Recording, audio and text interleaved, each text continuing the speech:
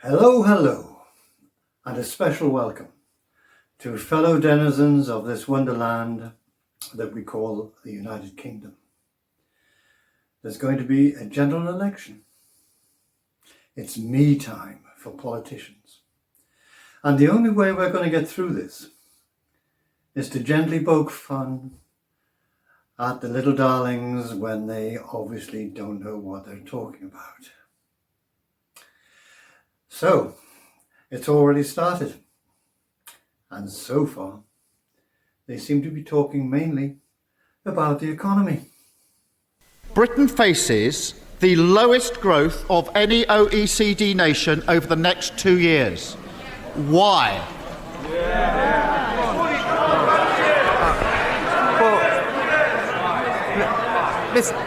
Mr. Speaker, this country has experienced since 2010 the third highest growth in the G7.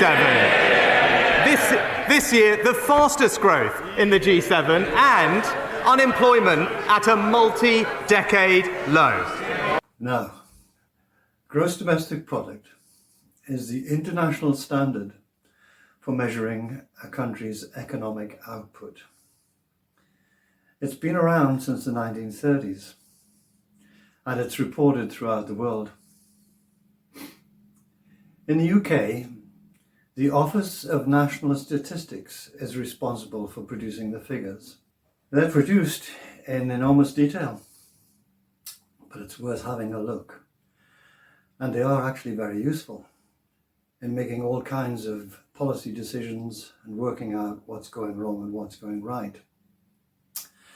But the problem is, they all add up to one figure, and that is the GDP value in any particular year in total.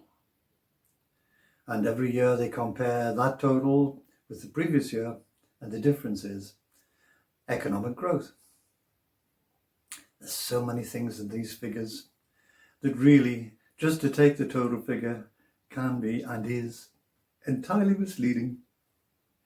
If you want to know about the economy, you've got to look in some detail at what the ONS produces.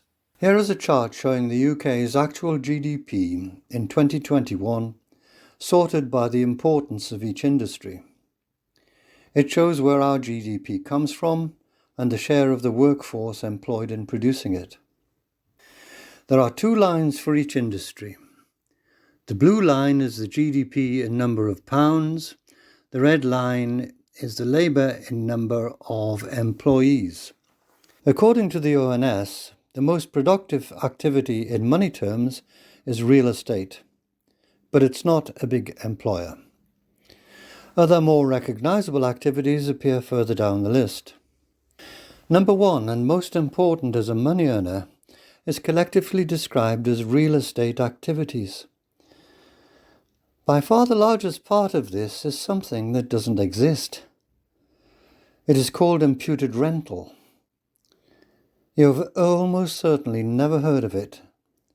But remember, this is the largest single part of our GDP. Here is how the ONS explains it. In the UK, a lot of people own their own homes and don't pay rent. They benefit from this. So the ONS works out the rent they would pay if they didn't own those homes and adds it to GDP. Imputed rental has nothing to do with building homes. House building appears much lower down the GDP list. Imputed rental is not an industry. There's no product, no money, no market, and no labour. It's controversial, and some countries don't include it. With small exceptions, the ONS does not regard other non-cash benefits as GDP. For instance, some people stay at home, look after children, the elderly or disabled, or do domestic chores, all things families benefit from and could pay for, but regarded as worthless for the purposes of GDP. If you are inclined to believe the political arguments over GDP, remember, the largest contributor is imputed rental. The next three activities are mainly government. You know, GDP depends on volume sold and market prices. If a private hospital gets more money from its patients, then its contribution to GDP goes up. In the USA, where medicine is private, healthcare contribute about 11.3% of GDP in 2021. Over the last 13 years, UK governments have restricted the revenue of the NHS under austerity programmes. The idea broadly has been to get more for less. UK healthcare is 6.7% of GDP. Anyone who thinks the average American gets better healthcare should compare our life expectancy or see Michael Moore's film Sicko. If the NHS is worth more than 6.7%, then maybe some additional GDP should be imputed. All government departments have suffered from austerity. Their GDP calculations are messed up. Let's go further down the list. Remember, GDP is the added value of an activity. The ONS takes sales revenue and deducts supply costs paid to other industries. The GDP figure, the figure left over, is essentially what the industry pays for labour and for capital, including business profit. If an industry employs a lot of labour compared to GDP, it has poor productivity, probably pays poor wages, and is not particularly profitable. If an industry has high GDP but uses less labour, it has high productivity and high wages or high profits or both. Both types of industry can be found here. This probably reflects the general view that retail is a poor payer and has lots of part-time staff. Financial services, on the other hand, is the other way around. There's lots of money coming in, but not many employees. The free market guys maybe think that the UK should get out of retail and into the city. Common sense suggests that this just isn't going to happen. Why the difference, though? Is it possible that competition keeps retail prices down, whilst financial services have easier or distorted markets and can charge what they like? We might want to grow our GDP, but are the so-called high productivity industries a good bet? Let's look at the 10 industries with lowest productivity. Worst of all, we have food and beverage activities, or what Boris Johnson described as the UK's world-beating hospitality industry. That was during Eat Out to Help Out. Next worst is retail, of course. Then some real shockers. Our national education and health services right at the worst end of productivity. Of course they are. They're bad payers. They have difficulty keeping their staff. But are they bad services? Not according to the responsible government ministers. Anyway, on these figures, the 10 worst performing industries, you'll use almost half of all employees to produce about 1/4 of GDP.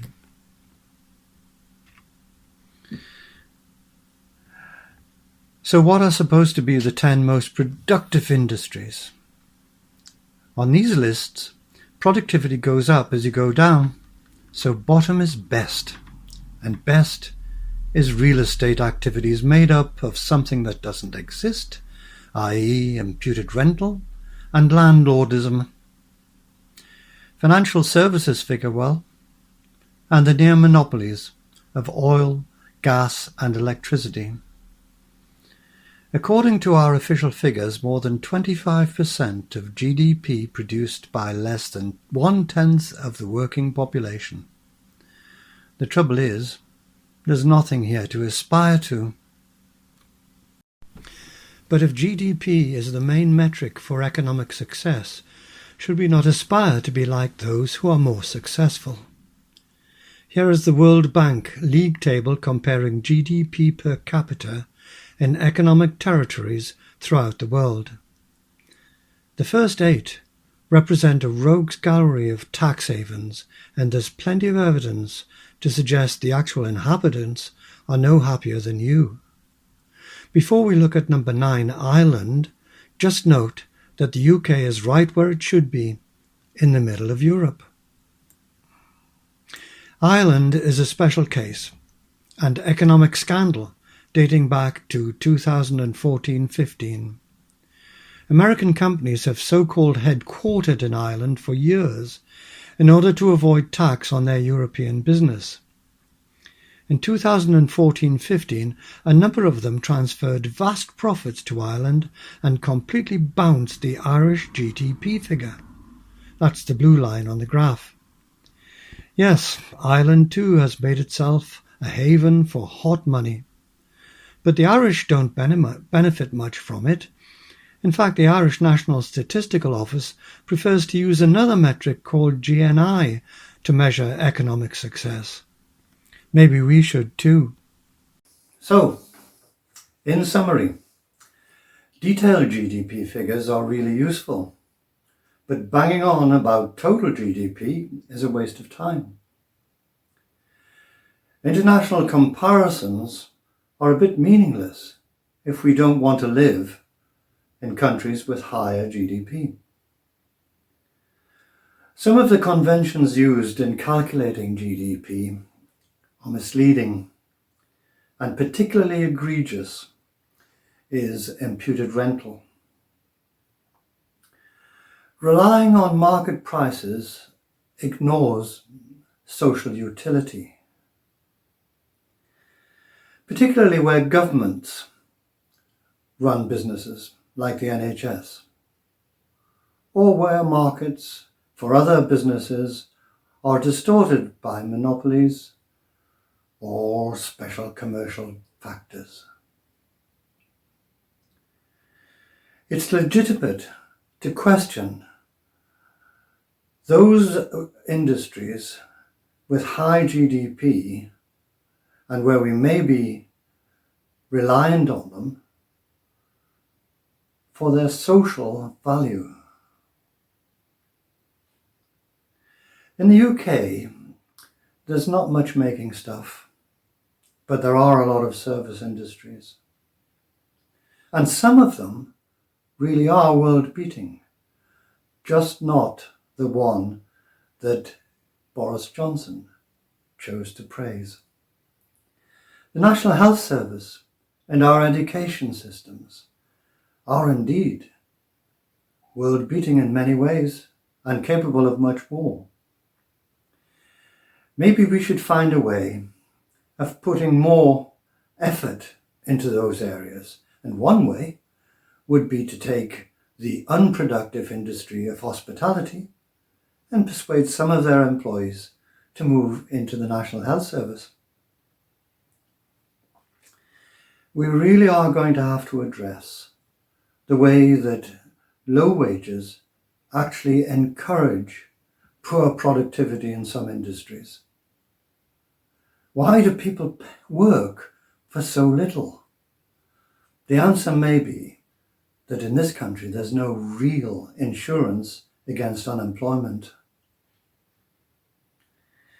And finally,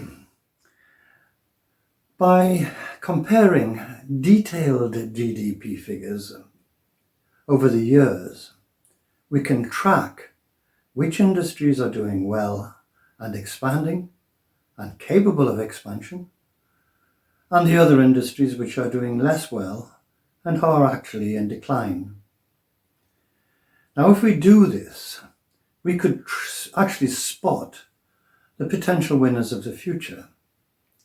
But we would have to accept, as in other countries like the United States, Japan, Korea, Germany, that if you spot a potential winner, it's very likely that it's too small to actually generate its own funding for growth. And that requires active intervention by government